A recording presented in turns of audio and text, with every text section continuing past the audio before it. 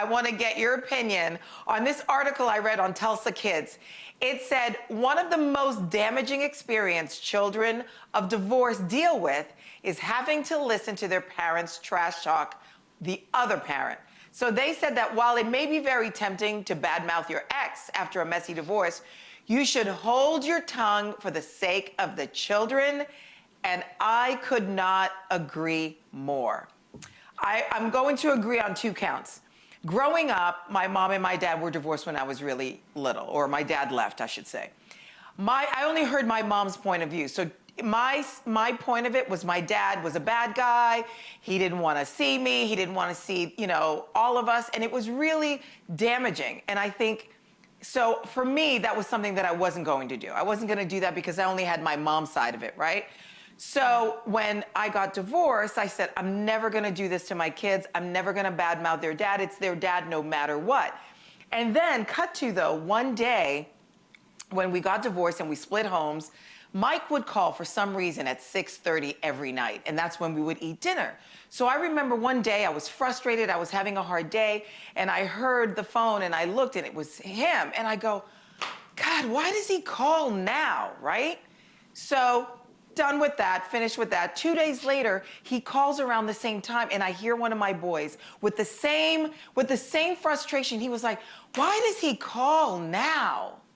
And it was something that was so small and so didn't mean anything, but they caught on to that, which is why I feel like you should really never do that. It's only gonna damage the kids. That's their parent no matter what, and they're gonna love them. So I wanna hear what your opinion about that is. That's a really good example of how quickly someone can pick up on energy. And that's what I learned about kids. They hear energy, not just the words you say. So it's not even about the bad mouthing. Just that burden of dealing with your ex makes the kid already feel like this is bad. And one example I think I would do if I had to deal with this situation, tell me if this would work, Arcel, is I would make sure that even though you have 2 separate households and 2 separate families, we, meaning with this kid, still operate as a family. For example, absolutely. My friend who co-parents doesn't know that when their daughter goes to each house, when she goes to the other house and she deals with school for a couple weeks, she has some problems with certain math and certain things that the teacher gives feedback, but because the co-parenting, they don't really deal with each other, she doesn't know. So when she comes back to the house, she just sends her off to school like normal, not knowing that she's been struggling for the last few weeks and now she's behind. Also, this other parent held to themselves that they were having boy problems, and that way they were kind of depressed, with PE because of clothing that she had to wear. Coming back to this house, this parent never knew about it and kind of said, go to PE, what's wrong with you? And push them into situations without kind of sitting there and having a talk about it first.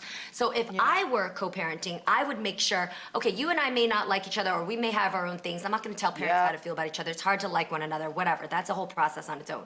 But as far as this kid, we're gonna have family meetings. So when we go and meet to go exchange kids, we do that. Give me the update. How was class? How was how was your mood? Did you guys have dinner together? Is there anything you want to talk about? Pass that over, and you guys should still be connected. Maybe the text chain is just about the kid, nothing personal. Hey, he seemed a little distant at dinner today, so talk to him.